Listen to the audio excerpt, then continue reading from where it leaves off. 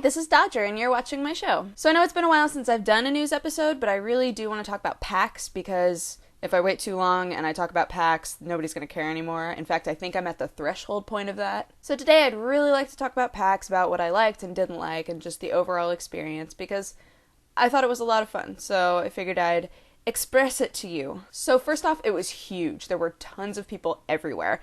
And, like, the feeling of going down the escalator and just seeing this sea of people is extremely overwhelming. You're not quite sure where to start.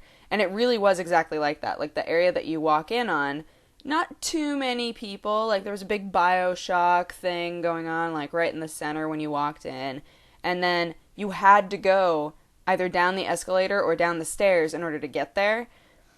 And when you walk out there to start going down the stairs, you're like, oh no, why am I not on one of the sides? Because the escalators, like, here's the entire hall, and the escalators are, like, right here. So no matter what happens, you're ending up, like, right in the middle of everything, and you're going, oh no! So that was good and bad, because it got you super pumped up, you were really excited, and I know that E3 is supposed to be way bigger, like, obnoxiously big. But that was something that got me super excited about it, while also totally overwhelming me, like feeling like there was way too much going on. And I'm more of an introvert, so a lot of people makes me nervous sometimes. There were a lot of things that were repeats from GDC, like a lot of demos that I had already played, but something that was very different from GDC for me was that PAX felt a lot more like, here are a bunch of people wanting to do business and talk business with each other, whereas GDC felt a lot more like a lot of developers who were like, hey, I made this, and then we go, okay, I'll play it. GDC felt a lot more, homey. Like, PAX was very, very business oriented, which is totally cool because that needs to happen. But, like, the displays were bigger, there were more people, it was just huge. Something that I noticed that I thought was awesome, though, is that apparently, this took place in a different convention hall last time. But this time, it was, as I've said many, many times, it was huge, but huge in a way where they were able to have the entirety of the normal, like, merch and PAX area, but if you walked beyond it, there was a lot of places to sit. So cool. I remember when we went to BlizzCon, there was, like, nowhere to sit, ever. There were little, like, spaces in between areas where there was, like, a table or two. This was literally, like, a huge section of area that was just tables and chairs and places for people to just kind of sit, be on their laptops, do whatever they wanted, which was super cool. And it was the buffer area between the normal merch area and the tabletop area. Now, shall we span into the tabletop area? I think we shall, because it was awesome that there was a huge section that was almost, like, hidden, but still big, way in the back, where people were just, like, painting their Warhammer miniatures and playing D&D games. There were D&D games going on constantly the entire time. There was one that I was asked to be at. I wasn't able to be there, so sorry. But overall, I thought that was super cool because I've never been to a convention where they had a tabletop area, or at least where I knew that they had a tabletop area, because typically it's like a room. Like, if you want to do tabletop, go into this room, and it's, like, kind of dinky and awkward. But this time, it was like, here, have the entire other half of this hall. And I loved it. I thought it was great because that was one thing that I really did love about PAX, because GDC was very specific. It was game developers, and it was game developers coming to show off their work. It was very, very specific. But PAX was much more, hey, I like to do some form of gaming. And there were so many options for people, and if you were into more than one thing, like, you could be scratching those itches on your back, which makes no sense, but it was the first thing that came to my mind when I paused. Like, if there were a lot of things that you were into, there was a high probability that you would be able to find a place where they were enjoying the things that you enjoy, which I thought was very, very cool. Something that made me so angry, though, demos that weren't demos, or were like, okay, let me put it into perspective for you. I've been hearing forever how beautiful Battlefield 3 is.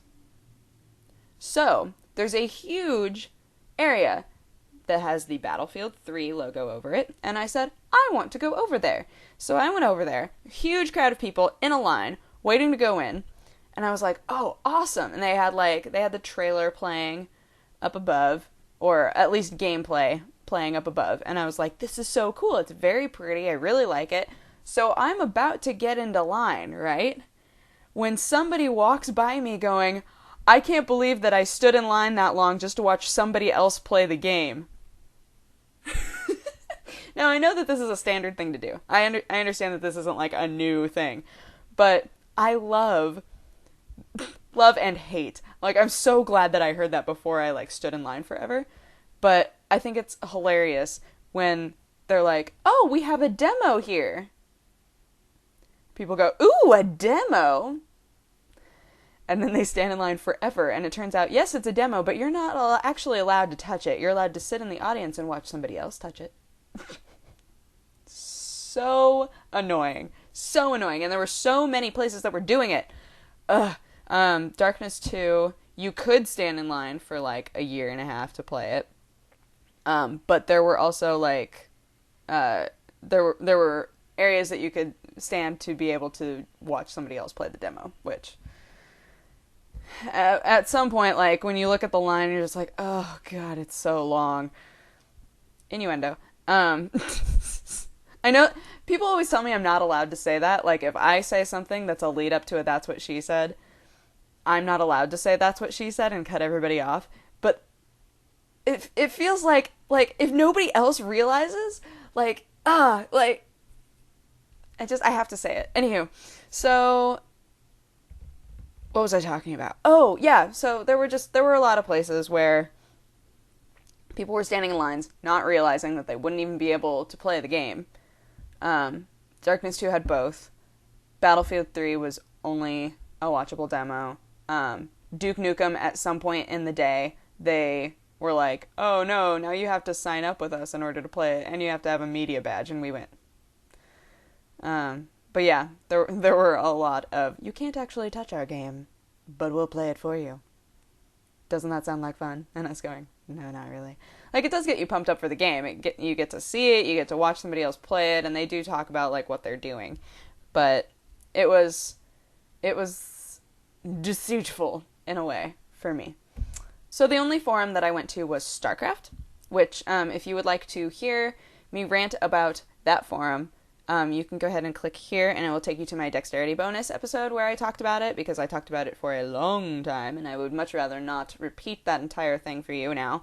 But short and sweet, it was awesome. It went forever. And they didn't give us a big enough room. They didn't realize how many people were going to be wanting to be there, which was sad.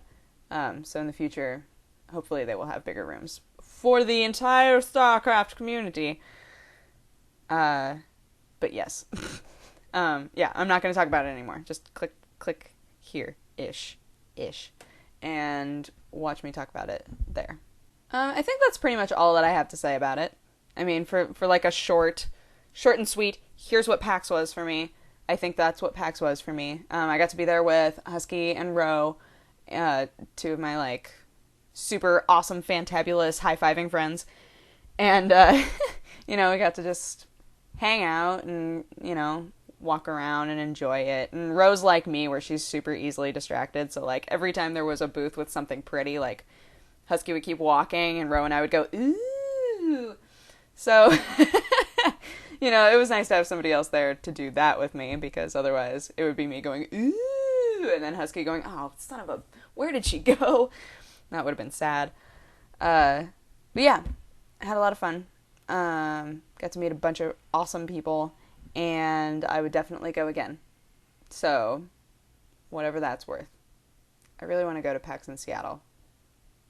Eventually. That's my episode about PAX East. If you would like to respond to anything that I said in a positive or negative way, I enjoy both, and I read all of my comments, so you should go ahead and leave a comment or a video response or something like that. And otherwise, if you would like to have coffee with me, you can go ahead and click here. If you would like to see my StarCraft episode, I'm going to put another link to it. You can click here. But otherwise, I will talk to you guys again in a day or two or something. I'm actually, okay, hold on, really quick. So, I have switched around my work schedule so that I have more time to make videos and edit them. A little bit sad, I know, but I started to get really frustrated that I felt like I never had enough time. So I finally just went to my boss and was like, hey, I'm going to come into work late every day. And he was like, okay. Love my life. Anywho, yeah, so I'll talk to you guys again soon. Okay, bye-bye.